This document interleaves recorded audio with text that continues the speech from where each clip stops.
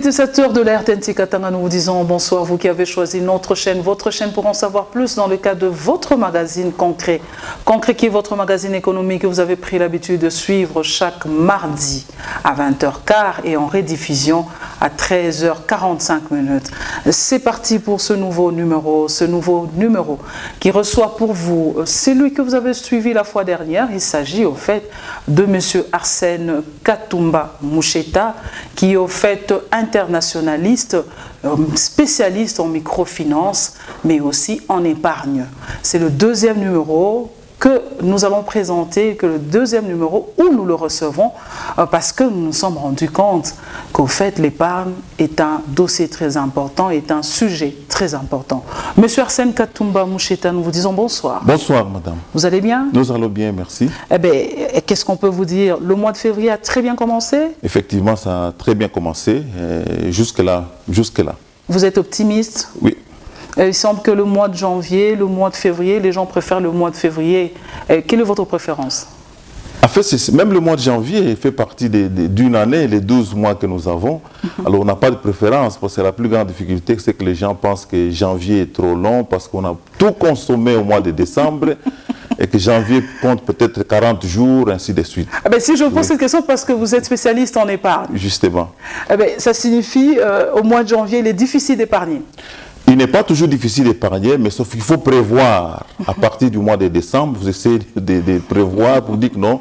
Il y a aussi le mois de janvier qui est le mois le plus long, où les gens n'ont plus d'argent. On peut déjà anticiper tout en épargnant, en mettant quelque chose de côté. Oui. Ok, on peut déjà épargner tout en mettant quelque chose de côté. Oui. Mais qu'est-ce que signifie l'épargne? C'est quoi l'épargne? Effectivement, merci beaucoup pour la question. Je pense qu'il y a plusieurs définitions.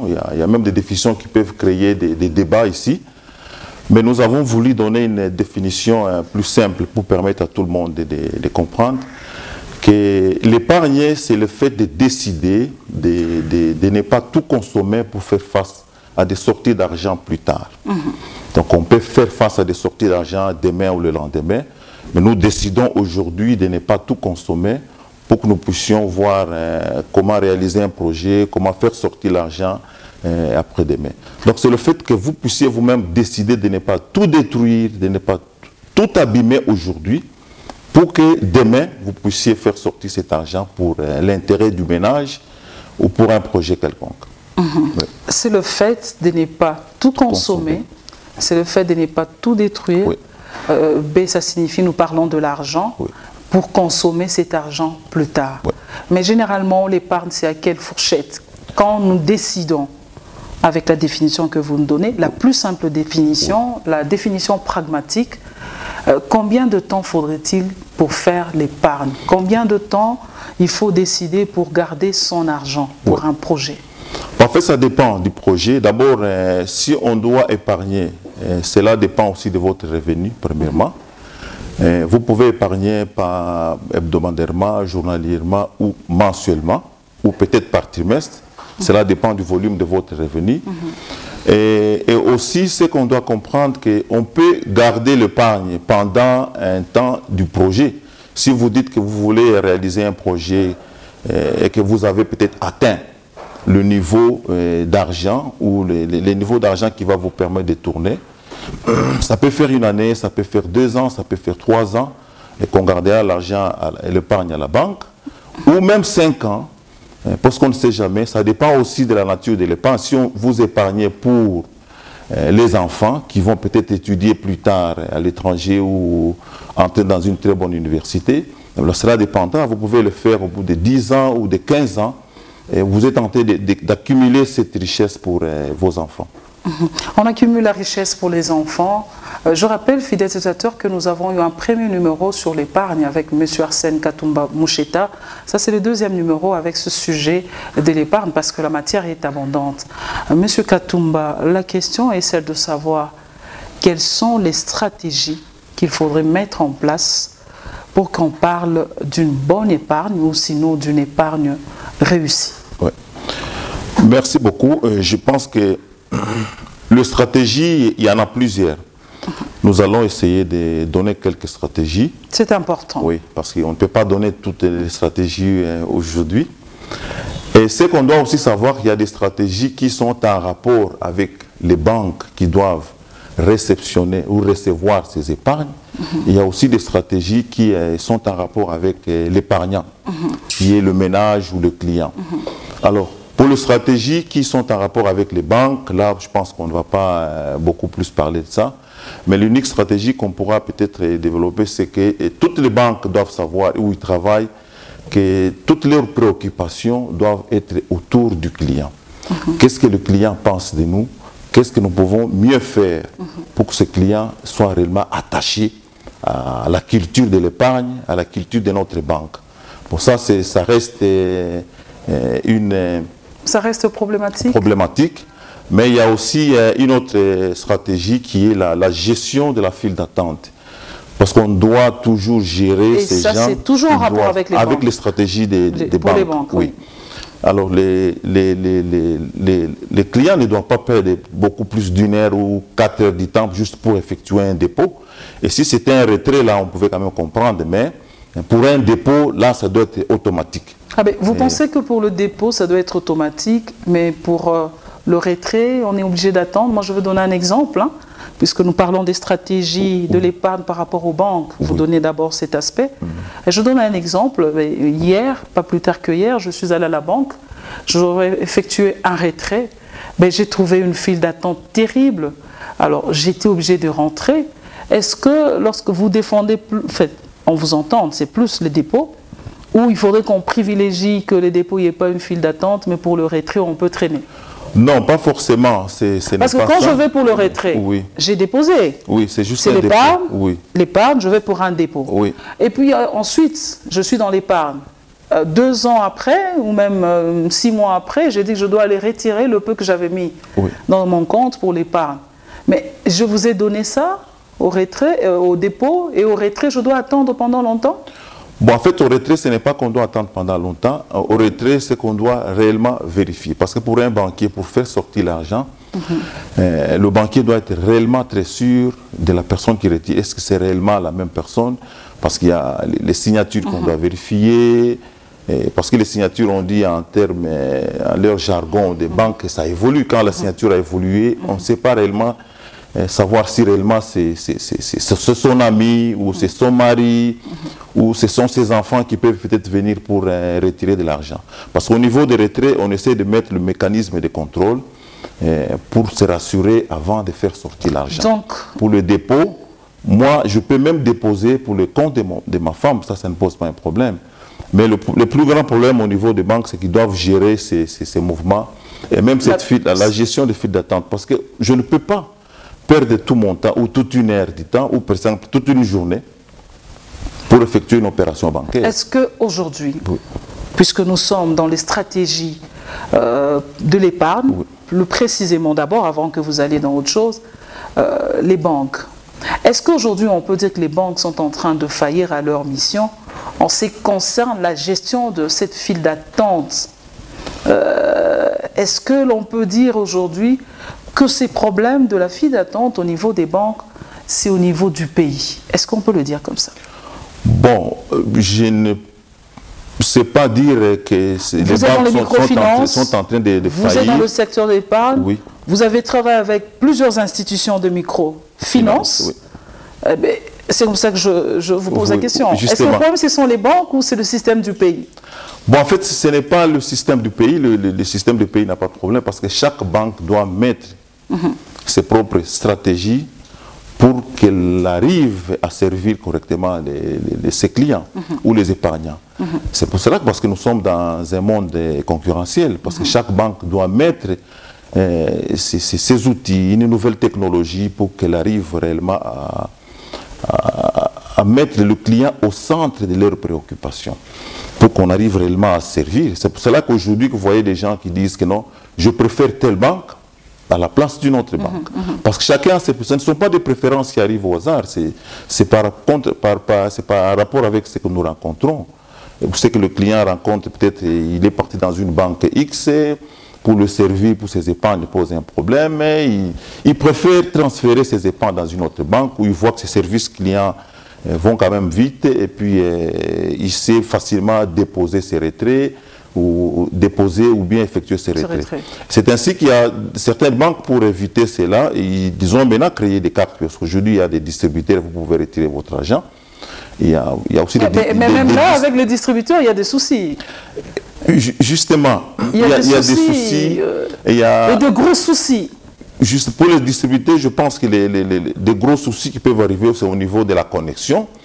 Il n'y a pas que la connexion où vous allez pour un retrait, mais moi je récupère 100 000 francs congolais, mais après vous vous rendez compte que la banque a dû, le distributeur, on a retiré plus que 100 000 francs congolais. Vous vous retrouvez avec 200 000 francs congolais qui a été retiré, mais vous n'avez fait un retrait que de 100 000 francs congolais. Est-ce que vous pensez que ce système des banques facilite les épargnants ou doivent faciliter les épargnants? C'est des questions. Oui, effectivement. Normalement, je crois que ce sont des cas que nous avons trouvés qui sont un peu quand même isolés par rapport au retrait, aux distributeurs, où vous retirez 100 000, peut-être que on soustrait plus que ce que vous avez retiré. Ce sont des cas que je crois qui sont un peu isolés, mais d'une manière générale, quand il y a des situations comme ça, c'est cela vous devez toujours entrer dans la banque pour vous demander que voilà, j'ai retiré autant. Vous faites plus avocat des banquiers, mais vous... Pas forcément qu'on se fait avocat des banquiers, mais que nous donnons ce qui est là, parce qu'il y a, quand je parlais de la connexion Internet, parce que je sais voir avec les distributeurs qu'il faut avoir une bonne bande passante, et ce qui n'est pas le cas ici chez nous, peut-être en RDC, quand vous voyez que les banquiers aussi ont des difficultés pour faire des transactions, attendre que l'argent arrive peut-être de l'étranger, ou placer l'argent lorsqu'il y a des distributeurs qui passent. Mais quand la bande passante diminue, et cela a des répercussions sur les transactions. Nous aurons le temps d'inviter un banquier pour en parler. Justement. Nous revenons aux stratégies. Ouais. Vous parlez du secteur des banques, mais non, quel est l'autre aspect? L'autre aspect, c'est en fait les stratégies en rapport avec les épargnants, qui sont des ménages qui doivent déposer l'argent à la banque, qui doivent se décider d'épargner, de mettre quelque chose de côté pour faire face à des sorties d'argent plus tard demain. Il y a la première stratégie, j'ai dit qu'il y en a plusieurs, c'est de réduire les dépenses inutiles. Bon, première stratégie, nous savons que nous sommes appelés à consommer pour vivre. On doit acheter la nourriture, on doit acheter les habits, on doit payer les loyers, on doit payer nos frais de scolarité de nos enfants. Ce sont des consommations que nous pouvons voir. Mais dans notre consommation, on doit toujours être rationnel. Voir ce qui est vraiment primordial, important pour le ménage, et ce qui n'est pas important pour aujourd'hui. Parce qu'au lieu de dépenser, vous voyez qu'il y a beaucoup de gens qui quittent, il a son argent, il va en ville, il trouve quelque chose qui lui est posé, il l'achète. Est-ce que c'était important? Est-ce que c'était vraiment utile pour que vous puissiez en acheter comme ça? C'est ainsi que vous pouvez amener ce que vous avez acheté à la maison, vous estimez que mais pourquoi j'ai acheté ça? Alors on doit toujours être rationnel, même dans nos dépenses, dans nos consommations, pour que le reste d'argent peut aussi nous servir à épargner. Quand on l'épargne, vous mettez ça de côté au lieu de consommer. Vous voyez beaucoup de choses que nous voyons dans la vie. Il y a même les habits que nous achetons. On voit la mode. Parce que les gens qui font la publicité, ils le font pour vous attirer à consommer. Et vous ne êtes pas obligé de consommer n'importe quoi. Bon, parce que vous avez besoin d'épargner pour faire face à des difficultés plus tard.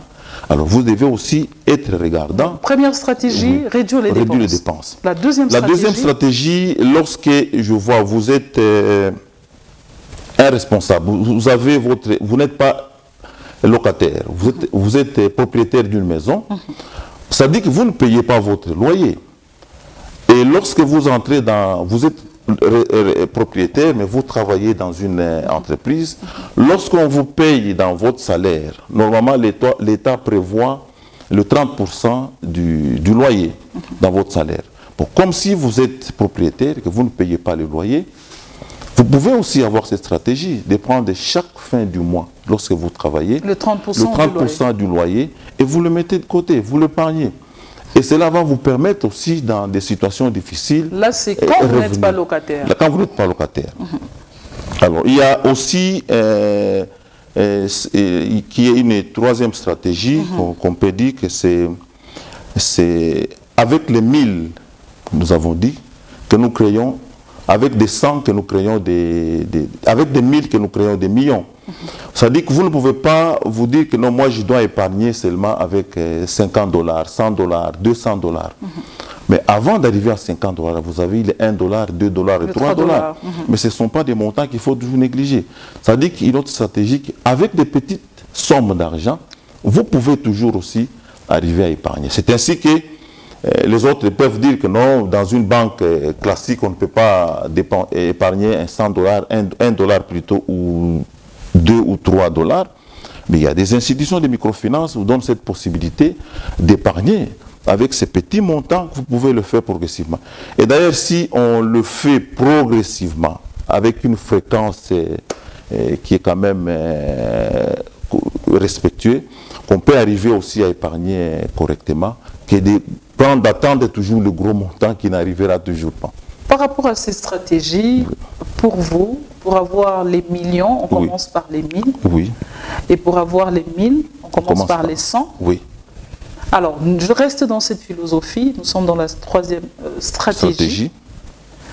Et vous nous conseillez, donc vous conseillez aux téléspectateurs de faire un effort, de commencer même par les 100. Oui. Il y a les institutions de microfinance. Oui. Mais la question, est-ce que le pourcentage au niveau des institutions de microfinance, parce que vous êtes spécialiste en microfinance, vous avez même travaillé dans certaines organisations, des institutions de microfinance, est-ce que le pourcentage au moment du retrait, le pourcentage n'est pas exorbitant, parce que c'est aussi le problème que plusieurs Congolais évitent ou fuient les banques. Est-ce que dans les institutions de microfinance, le jour où tu t'es dit je vais aller retirer mon épargne, ce n'est pas un gros pourcentage qu'on retranche en termes de pourcentage? Normalement, c'est ce que je devais donner dans la conclusion. Ah, ben ok, d'accord. Ok, c'est parce que vous avez parlé des 1000, pour avoir les millions, il faut commencer par les 1000. Et moi, j'ai dit pour avoir les 1000, il faut commencer par les 100. Le centaine, ben, je vous laisse continuer. Et la quatrième stratégie? Et la quatrième stratégie, c'est la fréquence de l'épargne. Parce que je ne peux pas épargner aujourd'hui, après 2 mois, je dois encore revenir épargner, après 6 mois, j'épargne encore. Pour ça, ce n'est pas de l'épargne qu'on fait. Parce que la fréquence doit être vraiment visible, palpable. C'est-à-dire que si vous devez épargner chaque jour, bon, cela dépend de vous-même. Parce que ceux qui épargnent souvent chaque jour, qu'on le voit, ce sont des femmes que nous voyons qui font des tontines au niveau du marché. Même ceux qui font des tontines, c'est une forme de l'épargne. Kinkurimba, oui. En Swahili, bon, dans certains pays francophones, on parle aussi de ristourne. Ristourne, oui. Voilà, ok. Oui. En fait, même quand nous parlons de ça, ils les font chaque jour. Bon, ça aussi, on va peut-être y revenir. Vous pouvez aussi épargner mensuellement ou bien hebdomadairement. Cela va vous permettre aussi, quand vous épargnez, vous allez voir comment est-ce que votre richesse sont en train d'accroître dans le banque. Qu'est-ce que vous prodiguez? On va y arriver, mais j'aimerais que vous reteniez cela. Oui. Quelle est la fréquence qui est souvent la fréquence la plus intéressante? On va y revenir. Oui. Ce qu'on propose par rapport à cela, en fait, je ne sais pas proposer parce que je ne connais pas l'activité de chaque personne, l'initiale de chaque personne. Il y en a qui ont la possibilité de le faire hebdomadairement, d'autres journalièrement ou d'autres mensuellement. Ils peuvent le faire, mais l'essentiel est qu'ils puissent respecter leur fréquence. Il ne faut pas, si vous le faites mensuellement, il faut le faire chaque mois. Et si je le faisais semestriellement? Vous pouvez, bon, en fait, 2 fois l'année. 2 fois l'année, ça sera beaucoup d'argent. Ça veut dire que vous devez épargner beaucoup d'argent, mais nous préférons que ce soit mensuellement. Mensuellement. Et ce sera plus. Donc c'est la bonne stratégie, au fait. Mensuellement. Oui. Sur 12 mois, donc j'ai épargné les 12 mois à un montant X, mais au moins 12 mois, j'ai quand même mis quelque chose chaque mois. Ah, ok, d'accord. Alors, il y a, je crois qu'il y a une autre stratégie. C'est important de dire aux téléspectateurs, parce que vous êtes spécialiste. Justement. C'est que quand on fait ces épargnes, on doit toujours oublier qu'on a mis de l'argent, on a de l'argent à côté. Ah ben, c'est de l'argent oublié. C'est psychologique. Oui, c'est de l'argent vraiment oublié. Parce que si je mets aujourd'hui et demain, je sais que non, j'ai mis mon argent là-bas et je dois encore y passer. Bon, vous voyez que vous n'allez pas, vous allez faire les surplaces. Vous n'allez pas avancer avec l'épargne. Vous déposez aujourd'hui et demain vous déposez, après 3 jours vous rentrez, vous videz la caisse et après ainsi de suite. Bon, c'est ainsi que vous voyez que même au niveau des banques, quand on dit que l'opération de retrait pose un problème, c'est en quelque sorte, quand vous avez déposé, ça vous décourage un tout petit peu de retirer l'argent à tout moment.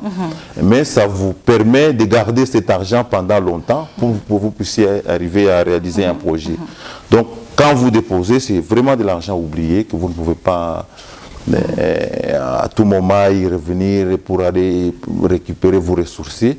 C'est de l'argent que vous avez oublié pour Mais il faut oublier ça pendant combien de temps En fait, le temps dépend du projet que vous allez réaliser. Hein. Vous pouvez le faire pendant 1 année, vous pouvez le faire pendant 2 ans, ou même pendant 3 ans. Ça vous est déjà arrivé vous-même, puisque vous êtes spécialiste en épargne, d'oublier?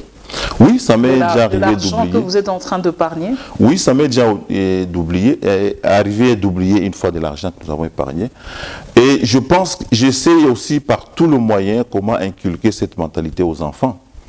Parce que quand vous essayez de voir d'une manière générale, même les études le démontrent, les enfants reçoivent plus ou moins, je peux prendre la moyenne, plus ou moins $45 l'argent des poches par mois.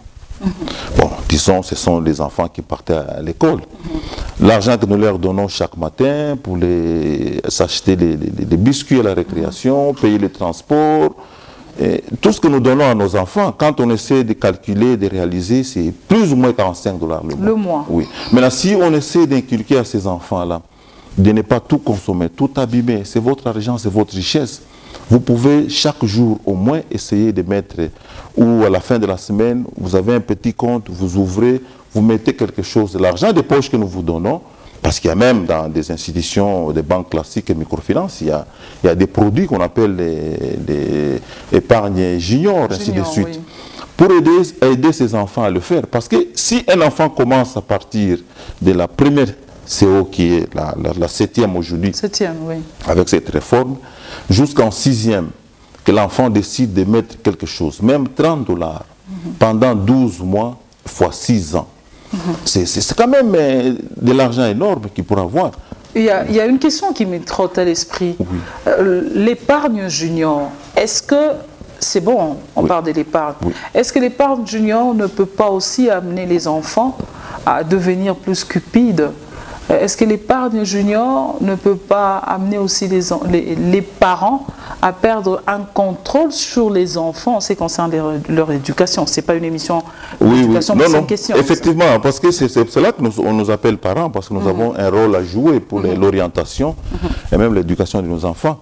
Et même au niveau des banques, l'épargne junior que j'essaie de vérifier avec les autres, mais ce sont pas, les enfants n'ont pas accès à l'argent directement. Ils doivent peut-être dans d'autres banques, ils doivent attendre que l'enfant ait totalisé 18 ans pour qu'il puisse avoir accès à son argent. Mais c'est l'argent que les parents lui donnent comme argent de poche qu'il essaie de cultiver. Parce qu'aujourd'hui, on n'a pas, lorsque nous terminons, vous connaissez, vous me comprenez vous-même le pays, vous terminez les études aujourd'hui, vous ne pouvez pas automatiquement avoir de l'emploi. Nous sommes à une phase où c'est l'entrepreneuriat qui bat son plein. Donc on doit apprendre, même au niveau de l'école, de l'éducation, donc il faut qu'on puisse insérer cette notion d'entrepreneuriat. Parce que si les enfants vont épargner jusqu'à 18 ans, ou les parents vont le faire pour lui jusqu'à 18 ans, jusqu'à 20 ans, il termine ses études, il a son argent, il a son capital. Il peut effectuer une activité et c'est fini, il devient un patron, un entrepreneur. Ce que vous nous expliquez, c'est tellement beau. Là. Oui, et c'est fini, il part. Donc les utilisateurs risquent de se dire, ben, c'est parti, il faut le faire tout de suite pour l'épargne des enfants, l'épargne junior. Oui. Vous préconisez également l'épargne junior. Oui. Vous dites que c'est important qu'on ait cette épargne. Oui. Nous évoluons, quelle est encore la 6e stratégie de dépense? Bon, je pense qu'il y a les autres stratégies, il y en a tant. Donc vous nous avez donné là 5 stratégies. Justement. Sur les 5 stratégies, vous pensez que ce sont des stratégies qui sont importantes. Ce sont des stratégies que les téléspectateurs doivent mettre en tête pour une bonne épargne ou sinon pour une épargne réussie. Oui. Eh bien, nous sommes en train d'évoluer petit à petit. Quels sont, au fait, est-ce que vous pensez, en plein 21e siècle, est-ce que vous pensez que l'épargne peut contribuer au développement d'un pays? comme nous sommes dans la province du Haut-Katanga, est-ce que l'épargne peut contribuer au développement du Haut-Katanga? Effectivement, parce que l'épargne, normalement, contribue au développement de chaque pays et même de chaque ménage. Il y a des raisons. Je crois que je vais illustrer cela par deux exemples. Je vous en prie. Et le premier exemple, c'est que l'épargne crée ce qu'on appelle la classe moyenne. C'est avec l'épargne qu'on essaie de créer la classe moyenne, qui est une classe intermédiaire entre les riches et les pauvres. Parce que pour combler ces fossés, il faut qu'on crée une classe moyenne. Je crois qu'aujourd'hui, il y a des économistes qui parlent qu'il faut qu'il y ait une classe moyenne. Beaucoup de gens donnent cette recommandation. Mais c'est avec l'épargne qu'on peut arriver à créer cette classe moyenne, qui est une classe de développement. Parce que si la classe moyenne crée des petites et moyennes entreprises, on peut embaucher d'autres personnes. Si vous en avez plusieurs, des millions, mais c'est déjà parti, c'est le développement. Autour de ces petites et moyennes entreprises, il y a des petits commerces qui se créent, il y a des échanges. Donc tout ça, quand on voit l'argent qui circule, ça crée cette croissance et le développement du pays. C'est notre premier exemple qui est une classe moyenne qui est créée par l'épargne. La deuxième illustration qu'on peut voir aussi, c'est un pays, pour développer, pour lancer son développement, recourt au financement interne et externe. Alors, le financement externe, c'est l'argent que nous recevons des FMI ou des institutions spécialisées qui nous envoient de l'argent, ou au niveau des coopérations entre un État ou une entreprise multinationale, que nous avons cet argent. Et souvent, ça pose un problème parce qu'on doit restituer cet argent. Nous pouvons lancer notre développement dans n'importe quel secteur, mais nous devons restituer cet argent. Mais lorsque l'État recourt aussi aux ressources internes, ce sont les épargnes des ménages que l'État essaie aussi de recourir pour lancer son développement. C'est ainsi que, c'est pour cela que la Banque centrale donne des lois, même des orientations au sujet des épargnes. Il y a même des lois qui protègent les épargnants. Parce que n'importe quelle institution ne peut pas récolter des épargnes des gens. Ce n'est pas n'importe quelle institution. Il faut avoir l'approbation de la Banque centrale. Et il faut avoir le contrôle aussi de la Banque centrale pour qu'on essaye de voir comment est-ce que vous pouvez épargner. Parce que c'est de l'argent très sûr pour permettre à l'État ou à la province de relancer son développement. Donc, pour vous, l'épargne contribue au développement? Oui, il joue un rôle très important. Très important. Oui. À ce jour, puisque vous êtes spécialiste en la matière, quel est le pourcentage que vous pouvez donner à la contribution de l'épargne quant au développement en RDC? Prenons le cas par exemple du Haut-Katanga. Bon, en fait, en tant que spécialiste, je sais que vous n'avez pas des données, mais tel que vous voyez, vous êtes dans ça depuis plus de 10 ans, je pense. Oui. Qu'est-ce que vous pouvez dire? À quelle hauteur on peut avoir? Bon, en fait, il y a hauteur même au développement du pays de 5%, hein, parce qu'il y a d'autres secteurs, oui. Parce que le plus grand problème se situe au niveau de la bancarisation aussi. Parce que quand on voit les banques, c'est dans des villes, mais il y a des coins où vraiment il n'y a pas des structures bancaires.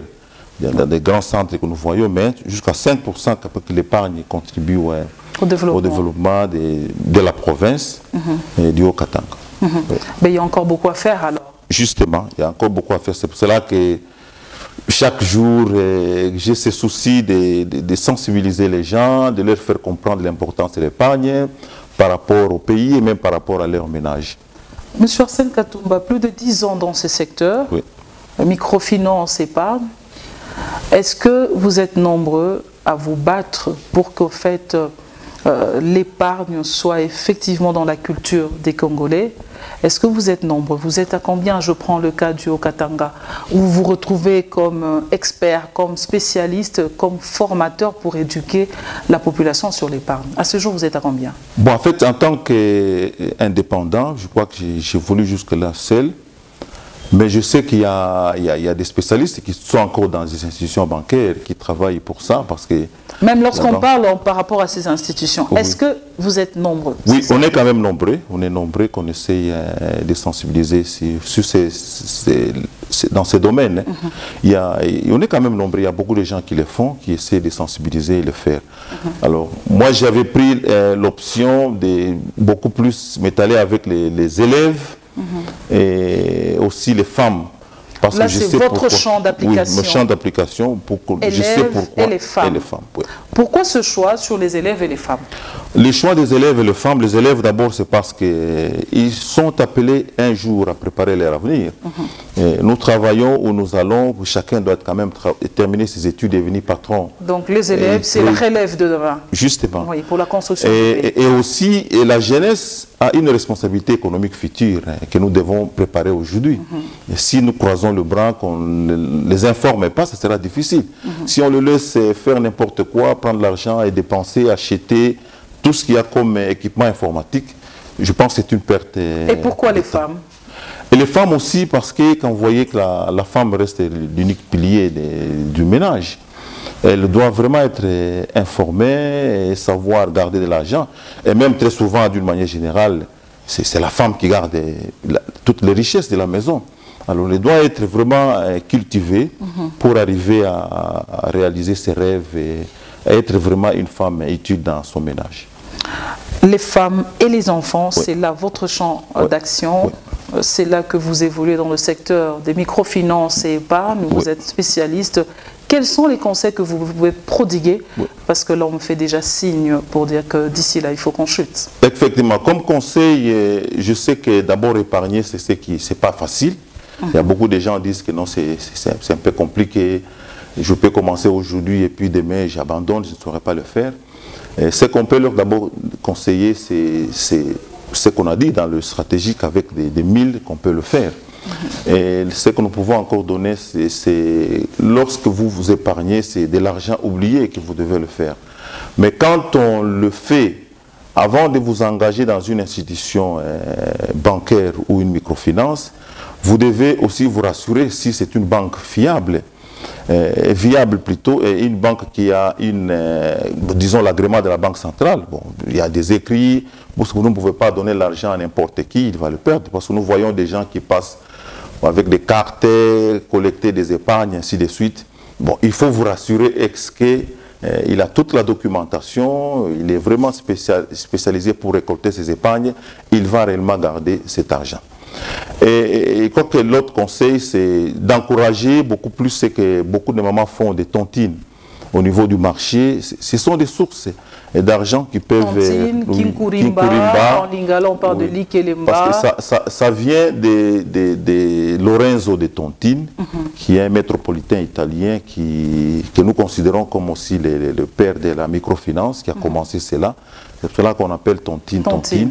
Mais là, vous avez même donné une bonne explication de tontine, parce que plusieurs ne comprennent pas pourquoi on appelle ça tontine. Je sais que toutes les mamans font au marché, au travail, dans les associations, nous encourageons cela.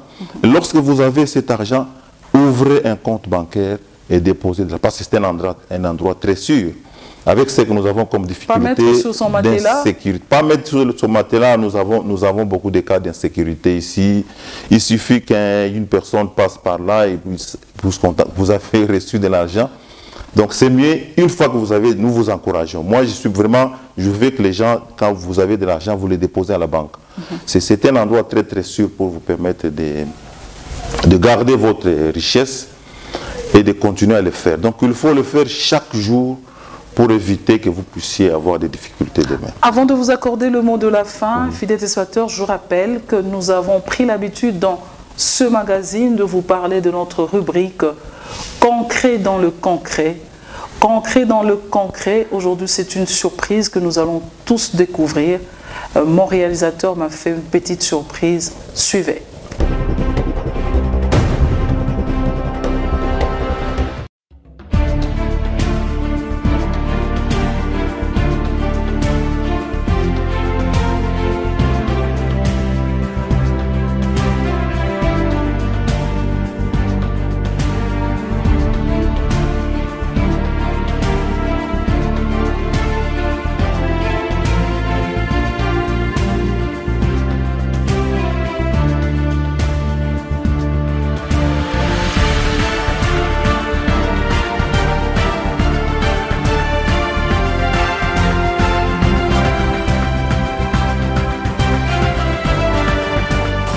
Téléspectateurs, je vous avais promis une surprise. Et voici la surprise. La surprise, elle est là. Cette surprise, nous sommes dans la province du Lualaba. La province du Lualaba, qui est la province pilote, et n'est pas le reconnaître, c'est de la mauvaise foi. Nous avons jugé bon, pour taire tous les commentaires qui se vivent depuis un temps, de vous montrer quelques réalisations. Et nous avons choisi dans le cadre de cette rubrique concret dans les concrets, nous avons choisi de visiter pour vous la province du Lualaba, plus précisément le nouveau bâtiment qui est en construction, qui est déjà fini. Vous constatez avec moi, il ne reste qu'à meubler ce bâtiment. Ce bâtiment qui va abriter désormais le siège de l'Assemblée provinciale du Lualaba. J'ai fait la visite, je peux vous dire sincèrement que c'est waouh. Waouh, parce que, il faut le dire, c'est super, c'est formidable. J'ai vu, je n'ai pas vu jusque-là, au niveau de toutes les assemblées de la RDC, les assemblées provinciales, une seule province qui a su démontrer qu'on peut faire mieux avec les moyens, avec les recettes qui sont régénérées par la province. Donc il y a de quoi se dire que dans la province du Lualaba, le gouverneur Richard Mouyej-Manguez-Mans, en complicité avec le ministre provincial des infrastructures, Norbert Mbamou, ils ont eu le temps de faire du travail et ils font du bon travail, concret dans le concret.